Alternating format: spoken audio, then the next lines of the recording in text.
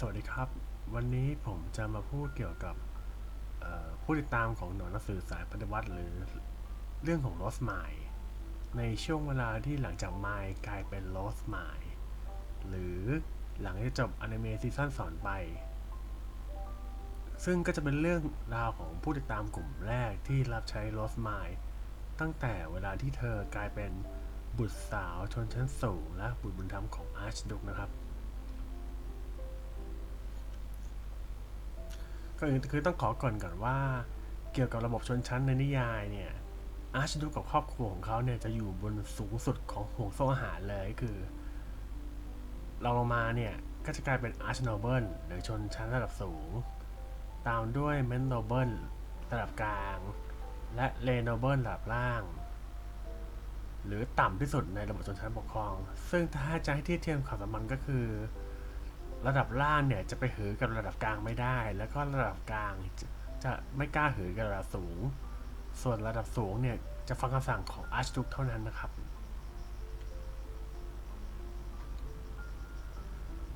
ผู้ติดตามเนี่ยจะแบ่งเป็น3กลุ่มหลักคือได้แก่อัศวินผู้รับใช้แล้วก็นักวิชาการแต่ละกลุ่มเนี่ยจะมีหน้าที่ต่างกันยกตัวอย่างเช่นอัศวินจะเป็นทั้งดาบและโล่สำหรับเจ้านายของพวกเขาในขณะที่ผู้รับใช้เนี่ยจะมีหน้าที่ช่วยเหลือชีวิตประจำวันเช่นเตรียมอาหารน้ำชาอาบน้ำเปลี่ยนเสื้อผ้าจัดที่นอนคือเรื่องแบบนี้จะให้ตาสีตาสาที่ไหนมาทำให้ก็ได้ไม่ได้นะครับผมเพราะว่าจะเสี่ยงต่อการถูกวางยาหรือรับสังหารหรือถูกขโมยข้อมูลและความลับดังนั้นเนี่ยอาชีพผู้รับใช้จึงถือว่าเป็นอาชีพที่มีเกียรติและได้รับความไว้วางใจความเชื่อมั่นสูงจากเจ้านาย ส่วนนักวิชาการเนี่ยก็เหมือนเลขาประจำตัวหรือเสมียนเป็นมือเป็นเท้าของเจ้านายในการทำงานคือช่วยทำเอกสารมาเดินงานหน้าสถานที่แทนเจ้านายหรือว่าจะเป็นกุญซือวางแผนเหมือนของเบ้งก็ได้จะเตรียมวงจรมาหน้าสำหรับการใช้เวทมนต์หรือจะเป็นผู้สอบสวนและทรมานผู้ต้องหาผู้เค้นข้อมูลรวมถึงมีหน้าที่เป็นนักถอดรหัสลับด้วยแล้วก็ ไปไกลถึงขนาดเตรียมยาป้องกันพิษและเตรียมยาพิษสลดสังหารคนอื่นจะเรียกว่าเป็นอาชีพที่ครอบจักรวาลงานช้างแล้วก็ท้าทายมันสมองมากที่สุดซึ่งในช่วงแรกเนี่ยนางเอกของเราเนี่ยจะมีผู้ติดตามอยู่6คนหลังจากกลายเป็นบุตรบุญธรรมของอาร์ชดูหรือซินเวสเตอร์นะครับซึ่งคนแรกเนี่ยใครที่ดูอนิเมะเนี่ยรู้จักกันดีหมดครับผมดามูดามูคือผู้ติดตามคนแรกของโรสไมล์นะครับผมถ้าใครดูอนิเมะมาแล้วจะรู้ว่าดามูติดตามเธอมาตั้งแต่สมัยยังเป็นไมล์เนื่องจากเขาถูกลงโทษเพราะไม่สามารถปกป้องไมล์จากการคำสั่งดามูเป็นอัศวินชั้นต่ำนะครับแต่ว่าได้รับความไว้วางใจจากโรสไมล์มากที่สุดถึงขนาดที่ในช่วงท้ายของนิยายดามูคนเดียวเท่านั้นที่โรสไมล์ไว้วางใจขอให้เขาไปปกป้องครอบครัวเธอ ถึงเขาจะเป็นอัศวินชั้นต่ำแต่ในคณะของโรสไมล์เขามีอำนาจสั่งการอัศวินคนอื่นแม้ว่าคนนั้นจะเป็นอัศวินชั้นสูงก็ตามดามูมีมาหน้าน้อยเพราะเขาเป็นอัศวินชั้นต่ำแต่ว่าเขามีความรู้ความฉลาดเทียบเท่ากับนักวิชาการซึ่งปกติอัศวินทั่วไปจะไม่ฉลาดแบบนั้นทำให้เขาสามารถชี้แนะและออกคำสั่งอัศวินคนอื่นได้อย่างมีประสิทธิภาพ เขาเป็นคนแรกที่ลอสมาถ่ายทอดเคล็ดลับการบีบอัดมาน่าให้ซึ่งทำให้ดามูเนี่ยสามารถพัฒนามาน่าจนเทียบเท่าอัศวินชั้นกลางได้ซึ่งมันก็เป็นเทคนิคที่ไม่มีใครค้นพบมาก่อนเนื่องจากไม่เคยมีเทคนิคอะไรที่ทำให้อัศวินชั้นต่ำมีมาน่าเทียบเท่าอัศวินชั้นกลางได้เรียกง่ายๆว่าเป็นการแหกกฎจักรวาลสุดๆเลยก็ได้ครับผมเพราะด้วยเทคนิคนี้ทำให้ อัศวินชั้นกลางสามารถพัฒนามาน่าเทียบเท่ากับอัศวินชั้นสูงได้เช่นกันดามูเป็นผู้ติดตามที่มีประสบการณ์มากที่สุดด้วยเขาสุขุมเยือกเย็นและอดกลั้นต่อการดูถูกเขาสามารถพัฒนาเทคนิคการตรวจจับมาน่าซึ่งทำให้เขาเป็นอัศวินที่ตรวจจับกับดักหรือเครื่อง มือโจมตีด้วยมาน่าได้อย่างดี ในตอนหลังเนี่ยดามูเนี่ยถูกยืมตัวหลายครั้งโดยบรรดาผู้นำของเอเลนเฟดไปใช้ เพราะว่าเขามีความสามารถนี้ด้วยเช่นกัน มีแต่ช่วงเวลาที่ดามูเป็นผู้อารักขาเท่านั้นที่ลอตไมล์สามารถมีปฏิสัมพันธ์กับครอบครัวของเธอได้เปิดเผยเนื่องจากดามูรู้ความจริงทุกอย่างเกี่ยวกับลอตไมล์ครับคนที่สองก็บีเจนะครับผมบีเจเป็นอัศวินหญิงชั้นกลางแต่ว่าฐานะจริงๆของเธอสูงกว่านั้นเพราะเธอเป็นน้องสาวกิบอเล็กเนอร์หรือเจ้าเมืองอเล็กเนอร์ที่อยู่ทางใต้ของเอเลนเฟด คือถ้าผมสะกดชื่อไม่ถูกก็ขออภัยด้วยเพราะว่ามันสะกดยากเหมือนกันทำให้เธอเนี่ยเป็นสมาชิกของครอบครัวของเจ้าเมืองซึ่งถือว่ามีฐานะสูงกว่าอัศวินชั้นกลางทั่วไปแต่เนื่องด้วยเหตุผลส่วนตัวทำให้เธอยอมมาเป็นอัศวินชั้นกลางเพื่อครอบครัวของเธอนะครับและยอมมาเป็นผู้ติดตามลอสไมล์ในช่วงแรกเลยเพราะว่าถือว่าหายากมากเพราะชนชั้นสูงในสมัยนั้นเนี่ยมีค่านิยมที่ไม่ชอบวิหารหรือวัดหรือเกี่ยวดองอะไรกับผู้ที่มาจากวิหารแบบลอสไมล์บิเจตยอมติดตามลอสไมล์เพื่อสร้างสายสัมพันธ์กับเธอเพราะลอสไมล์เนี่ยเป็นบุตรสาวบุญธรรมของดุ๊กหรือซิลเวสเตอร์นั่นเองลอสไมล์เนี่ยชอบชื่นชอบในตัวบิเจตมากพอที่จะตัดชุดและออกแบบชุดเดรสให้กับเธอใหม่โดยใช้ความรู้จากชาติที่แล้วของเธอเนื่องจากชุดแฟชั่นเดรสในสมัยนั้นเนี่ยไม่เหมาะกับตัวบิเจตเลยแม้แต่น้อยซึ่งก็ทำให้บิเจตเนี่ยกลายเป็นดอกไม้ในหอมในงานบอลลูนของชนชั้นสูงไปเลยถึงขนาดที่ดาโมเนี่ยผมจะต้องเต้นตุบตุบตุบตุบตุบตุบในขณะที่ระหว่างติดตามลอสมาเนี่ยบิเจตได้มีช่วงเวลาที่ใกล้ชิดกับดาโมมากแต่ติดที่มาหน้าของทั้งสองคนเนี่ยต่างกันเพราะว่าดามูเป็นชนชั้นสูงระดับต่ำแต่ว่าบิเจตถือว่าเป็นชนชั้นสูงระดับกลางซึ่งเหตุผลนี้เนี่ยทำให้ลอสมาเนี่ยสอนเคล็ดลับการบีบอัดมาหน้าให้กับดามูนะครับซึ่งก็ทำให้ดามูมีมาหน้าสูงเทียบเท่าบิเจตสู่ขอกับบิเจตได้แต่ก็น่าเสียดายนะเพราะว่ามันมีเหตุที่ลอสมาต้องหลับไป2 ปีทำให้ทุกอย่างเนี่ยเปลี่ยนไปหมดเลยบิเจตกับดามูก็ไม่ได้ลงเอยกันเพราะว่าทั้งสองคนเนี่ยต่างกันด้านความคิดด้วยที่บิเจตอยากจะให้ดามูเนี่ยเลิกติดตามลอสมาและย้ายกลับไปแต่งงานกับเธอที่อเล็กเนอร์เนื่องจากบิเจตเนี่ยเขาต้องการฟื้นฟูจังหวัดของเธอและก็เพิ่มจำนวนชนชั้นสูงที่นั่นนะครับผมซึ่งตอนนี้จังหวัดเธอกำลังขาดแคลนอย่างมากแต่ว่าดามูปฏิเสธไปเพราะว่าเขาไม่สามารถตัดขาดจากลอสไมล์ได้เนื่องจากดามูเนี่ยเป็นหนึ่งไม่กี่คนที่รู้ความลับของลอสไมล์โดยรวมแล้วบิเจตติดตามลอสไมล์อยู่ประมาณปีเศษได้แล้วก็กลับจังหวัดของเธอเพราะว่าครอบครัวเจ้าเมืองที่นั่นเนี่ยขาดแคลนสมาชิกอย่างมากทำให้บิเจตเนี่ยต้องกลับไปแต่งงานและเพิ่มสมาชิกเพื่อดูแลจังหวัดของเธอนั่นเองทำให้เธอไม่สามารถรอลอสไมล์ให้ตื่นขึ้นมาได้คนที่3คอร์เนเลียสนะครับคอร์เนเลียสก็คือลูกชายคนที่3ของหัวหน้าอัศวินซึ่งเป็นครอบครัวลอสไมล์แบบเป็นทางการถึงแม้ว่าจะไม่ได้สืบสายเลือดเดียวกันแต่เมื่อลอสไมล์ผ่านพิธีล้างบาปในฐานะบุตรสาวของคาสตัดซึ่งเป็นหัวหน้าอัศวินที่ปรากฏในอนิเมะก็จะถือว่าลอสไมล์เนี่ยเป็นบุตรสาวชนชั้นระดับสูงและถือว่าเป็นลูกคนที่4ในครอบครัวอัศวินนั่นก็ทำให้คอร์เนเลียสที่เดิมเคยเป็นลูกชายคนที่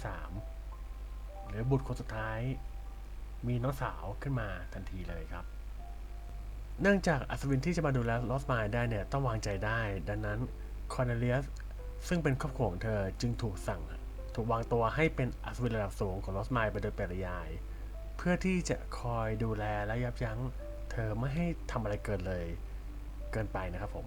คือช่วงแรกๆเนี่ยคอร์เนเลียสเนี่ยสงสารลอสไมล์มากคิดว่าเธอเนี่ยร่างกายอ่อนแอและไม่ค่อยได้ออกไปข้างนอกจึงหมกมุ่นกับหนังสือเขาจึงมีความคิดที่จะพาลอสไมล์เนี่ยไปทัวร์รอบบ้านรวมถึงห้องหนังสือประจำครอบครัวแต่นั่นก็ทำให้เขางานเข้าทันทีเพราะว่าลอสไมล์เนี่ยถึงขั้นเป็นลมลงไปนอนกองกับพื้นเพียงเพราะแค่เธอเดินย่างก้าวข้ามประตูห้องหนังสือ เนื่องจากเธอดีใจสุดริมทิ่มประตูไปเลยจนมาน่าเนี่ยปั่นป่วนทำให้เธอต้องไข้ขึ้นนอนสมไปหลายวันคอนเนเลียสจึงช็อกมากแบบมีทูมาปมในใจไปเลยว่าคราวหลังกูไม่มีทางทำอย่างนี้อีกแล้วก็คอนเนเลียสก็ถือว่าเป็นอัศวินที่มีมาน่า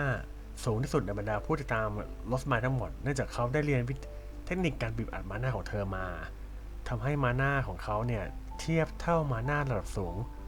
ของครอบครัวอาร์ชดุกซึ่งเป็นผู้นำแคว้นเขาเป็นเหมือนแจ็คออฟออลเทรดคือเก่งทุกอย่างแต่ว่าไปไม่สุดเลยสักอย่างหนึ่งคอนเนเลียสเนี่ย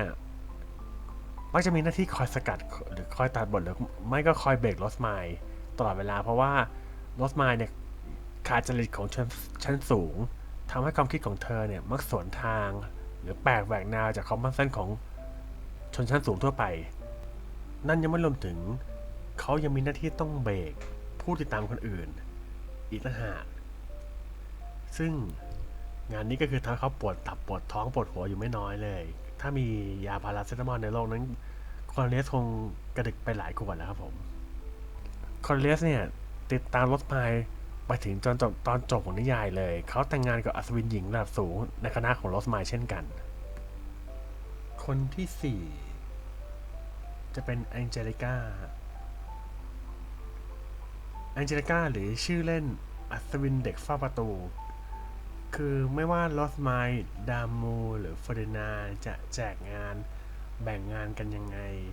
หนูแองเจลิก้าเนี่ยก็จะวิ่งไปที่ประตูทุกครั้งเพื่อทำหน้าที่ปกป้องประตูอย่างสุดชีวิตเนื่องจากเธอไม่อยากทำงานเอกสารคำนวณหรืออะไรก็ตามที่ใช้เซลล์สมองเลยแม้แต่น้อย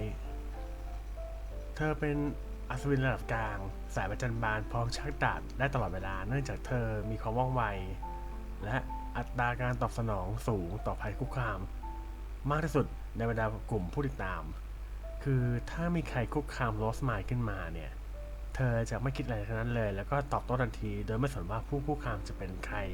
มีฐานะอะไรเว้นแต่โรสไมล์จะหยุดเธอแองเจลิก้าเนี่ยเข้าเป็นผู้ติดตามโรสไมล์ด้วยเหตุผลที่เรียบง่ายสุดๆเลยคือเพราะถูกขอให้มาเป็นอัศวินคุ้มครองโดยคาสตัดคือตอนถามเขาก็ถามเธอง่ายๆว่าอยากจะมาเป็นไหมแล้วเธอก็ตอบตรงๆว่าง่ายๆว่าเป็นแบบไม่คิดหน้าคิดหลังอะไรเลยซึ่งมันต่างจากชนชั้นสูงทั่วไปที่ต้องคำนึงถึงผลลัพธ์และสิ่งที่ได้จากเรื่องนี้คือถ้าให้สรุปสั้นๆเนี่ยแองเจลิก้าไม่คิดอะไรทั้งนั้นในหัวเธอมีแต่การต่อสู้และทำยังไงก็ได้ให้เธอเก่งขึ้นแองเจลิก้าเธอเนี่ยสามารถพัฒนามาน่าเนี่ยสูงจนเกือบเทียบเท่าชั้นครอบครัวของอาร์ชุกได้เลยด้วยเทคนิคของลอสไมล์เธอและคอนเนเลียสเนี่ยถือว่าเป็นคู่หูสายโจมตีตัวท็อปในกลุ่มของลอสไมล์เลยและการที่แองเจลิก้าเนี่ยมาเป็นอัศวินก็เพราะว่าเธอไม่อยากใช้ความคิดมากแต่นั่นก็คือทำให้เธอมีปัญหาด้านการเรียนด้วยก็คือเรียกง่ายว่าติด F กระจายวายป่วงจนถึงขั้นเกือบซ้ำชั้นทำให้ลอสไมล์และคณะเนี่ยต้องมาเป็นติวเตอร์จำเป็นให้เพื่อให้เธอเนี่ยสอบผ่านภาคทฤษฎีลอสไมล์เนี่ยตั้งเงื่อนไขจะให้รางวัลกับเธอถ้าเธอสอบผ่านแต่นั่นก็เป็นเหตุผลที่ทำให้แองเจลิก้าเนี่ยได้ม้าหน้าของลอสไมล์และเฟอร์ดินานด์มาใส่ดาบของเธอจนถือกำเนิดเป็นดาบม้าหน้าผู้ได้มีสติปัญญาระดับของเฟอร์ดินานด์เลยที่มีอันเดียวในประเทศคือถ้าเธอไม่พูดอะไรเลยเนี่ยภายนอกเนี่ยเธอจะดูเป็นคนสวยนิ่งดูมีสติปัญญาและนั่นก็ทำให้หลายคนเข้าใจเธอแบบผิดๆเนื่องจากเธอเกิดในตระกูลผู้รับใช้ครอบครัวอาร์ชดุกซึ่งถือว่ามันมีเกียรติคือทั้งบ้านเนี่ยเป็นสายผู้รับใช้หมดเลยยกเว้นเธอคนเดียวที่เป็นอัศวินและนั่นก็ทำให้คือทั้งบ้านเนี่ยปวดตับเลยเมื่อได้ยินว่าลูกสาวของพวกเขาเนี่ยกำลังจะไปรับใช้โรสไมล์ซึ่งเป็นบุตรบุญธรรมของซินเวสเตอร์เนื่องจาก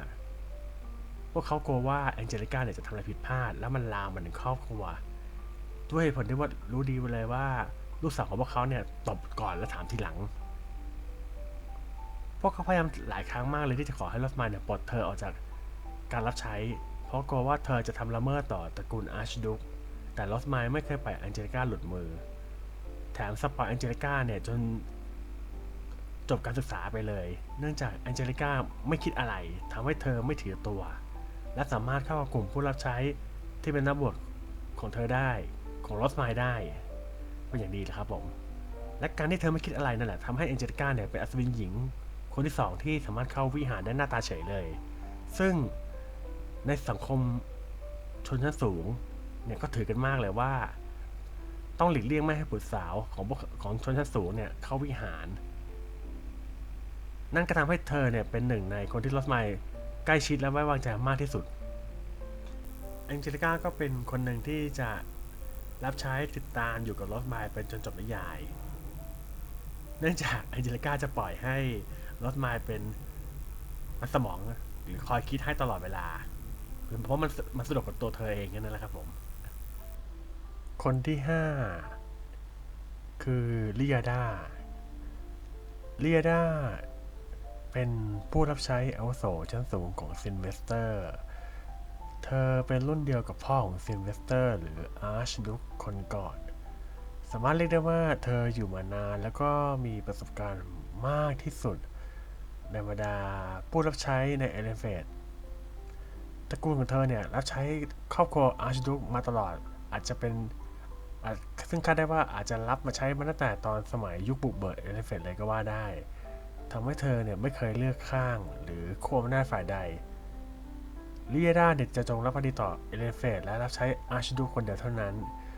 ที่สำคัญก็คือเธอเลี้ยงดูซินเวสเตอร์คาสัตและเฟอร์ดินานด์มากับมือทำให้ผู้ใหญ่3คนนี้ไม่สามารถหือกับเธอได้ในบางเรื่องหรือเรียกได้ว่าเธอมีอิทธิพลเหนืออาร์ชดุคซินเวสเตอร์มากที่สุดถ้าไม่นับฟอร์เดเซียผู้ที่เป็นภรรยาของซินเวสเตอร์แม้แต่เฟอร์ดินานด์เนี่ยก็ต้องเงียบเหมือนเด็กถ้าลิยาดาอ้าปากเทศสั่งสอนตัวลิยาดาเนี่ยถูกซินเวสเตอร์สั่งให้มารับใช้ลอสไมล์เพราะว่าเขาไว้ใจลิยาดามากและลิยาดาก็ไม่ทำให้เขาผิดหวังเนื่องจากลิยาดาใช้ทั้งไม้แข็งและไม้อ่อนกับลอสไมล์สอนเธอเกี่ยวกับมารยาทและแนววิธีปฏิบัติของครอบครัวอาร์ชดุคซึ่งลอสไมล์เนี่ยด้อยในจุดนี้ลิยาดาเนี่ยตามใจลอสไมล์ในบางเรื่องและก็เข้มงวดในบางเรื่องโดยรวมๆเนี่ยจะเหมือนคุณยายเล่นหลานสาวคือลิยาดาเนี่ยดูแลลอสไมล์ไม่ว่าจะเป็นเสื้อผ้าเตรียมอาหารน้ำชาจัดตารางกิจกรรมอาบน้ำหรือเต็มที่นอนลิยาดาจะรับใช้ลอสไมล์ไปถึงจนจบปี3ในโรงเรียนก็หมายถึงตอนลอสไมล์อายุ13เนี่ยจะมีเหตุการณ์ที่ทำให้ซินเวสเตอร์เนี่ยขาดแคลนผู้รับใช้จนเขากลายเป็นหมีแพนด้าเนื่องจากนอนไม่พอ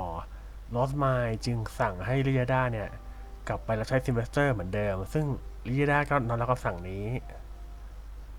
ตัวลิยาดาเนี่ยก็เป็นหนึ่งในไม่กี่คนที่ลอสไมล์ไว้ใจและเคารพแล้วก็ห่วงใยเหมือนคุณยายที่สำคัญคือเธอเองก็ไม่กล้าเผยกับลิยาดาเพราะว่าไม่ว่าเธอจะเล่นมุกมีความลับหรือแอบซ่อนอะไรเนี่ยลิยาดาจับไต่ได้หมดเนื่องจากสิ่งที่ลอสไมล์ทำเนี่ยซินเวสเตอร์คาสตัดหรือเฟอร์ดินานด์เคยทำมาแล้วตอนที่พวกเขายังเป็นเด็กมันจึงไม่เคยพ้นสายตาลิยาดาเลยมันมีข้อยกเว้นก็คือแม้ลิยาดาเนี่ยจะกลับไปรับใช้ซินเวสเตอร์เหมือนเดิมเนี่ยแต่เธอก็เหมือนกับว่าเป็นหัวหน้าผู้รับใช้อันทรงเกียรติของลอสไมล์ไปแล้วก็คือเธอสามารถสั่งการผู้รับใช้คนอื่นของลอสไมล์ได้ในตอนปี4แม้ว่าเธอจะออกจากกลุ่มติดตามของลอสไมล์ไปแล้ว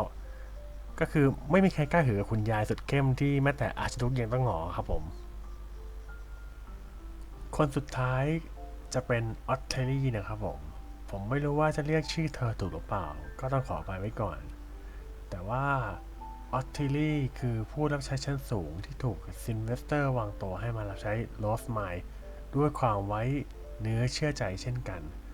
คือครอบครัวออตเทอรี่ก็เป็นครอบครัวผู้รับใช้และนักวิชาการอยู่แล้วสามีของเธอเนี่ยเป็นนักวิชาการของภรรยาซินเวสเตอร์ดังนั้นเนี่ยออตเทอรี่จะรับใช้ลอสไมล์เฉพาะเวลาที่ลอสไมล์อยู่ในปราสาทอาร์ชดุคเท่านั้นทำให้เธอมีบทบาทน้อยมากเพราะส่วนใหญ่ลอสไมล์จะไม่อยู่ในปราสาทจะอยู่ที่วิหารแทนออตเทอรี่เนี่ยเป็นรุ่นเดียวกับเอวิล่าหรือคนที่เป็นคุณแม่ทางการของลอสไมล์แล้วก็แม่ของคอนเนเลียสภรรยาของคาสตัดถ้าจะต้องมีคำอธิบายเกี่ยวกับออตเทอรี่ก็คือออตเทอรี่ก็คือ normal ครับผมนิยามของเขาว่าปกติที่ควรจะเป็น คือเธอจะตอบรับสถานการณ์ที่ไม่ปกติได้อย่างหน้าตาเฉยคือไม่ว่าเหตุการณ์จะสุดโต่งสุดกู่ยังไงเธอสามารถทำมันมองไม่เห็นดับตาข้างหนึ่งแล้วปล่อยผ่านเพื่อไม่ให้สิ่งนั้นรบกวนจิตใจเธอนั่นก็เพราะว่าฮามุดลูกชายสุดของเธอไม่ปกติและก็รวมไปถึงคาริซ่าคนที่จะเป็นลูกสะใภ้ก็ไม่ปกติพอๆกันทำให้ออตเทลลี่เนี่ยต้องเป็นคนปกติเพื่อคอยเบรกลูกชายและลูกสะใภ้ด้วยตัวเองออตเทลลี่จะรับใช้รถไมล์ไปจนถึงรถไมล์อยู่ปี4แต่ไม่ใช่ว่าเธอเลิกไปไหนนะครับผมแต่เป็นเพราะรถไมล์เนี่ยต้องออกจากเอเลนเฟดไปและออตเทลลี่ไม่ได้ตามไปด้วยเนื่องจากเขาแต่งงานแล้ว แต่ถึงไม่แต่งงานเนี่ยออสเตรเลียก็คงไม่อยากตามไปเพราะว่าทั้งฮาร์มูดและคาริซ่าเนี่ยได้ติดตามรถไมล์ออกไปแล้วนั่นก็เป็นการปลดปล่อยออสเตรเลียออกจากปัญหาทั้งปวงส่งต่อให้รถไมล์ไปปวดหัวแทนแต่นั่นก็เป็นเรื่องราวของอนาคตที่ยังไม่กล่าวในตอนนี้ครับผมก็จบไปแล้วกับผู้ติดตามน้องของคนแรกของรถไมล์ในช่วงเวลาที่เธออายุ7 ขวบซ้ำครั้งที่2เพราะเข้าพิธีล้างบาปอีกครั้งในฐานะลูกสาวชนชั้นสูงนะครับ ถ้าใครจำได้คือเธอเข้าพิธีไปแล้วครั้งหนึ่งในอนิเมะนั่นก็หมายถึงลอสมาเนี่ยอายุ8 ขวบแต่เอกสารเนี่ยจะระบุว่าเธออายุแค่7 ขวบถ้ามีข้อผิดพลาดประการใดก็ต้องขออภัยในที่นี้ด้วยขอบคุณที่รับชมครับผมขอบคุณครับ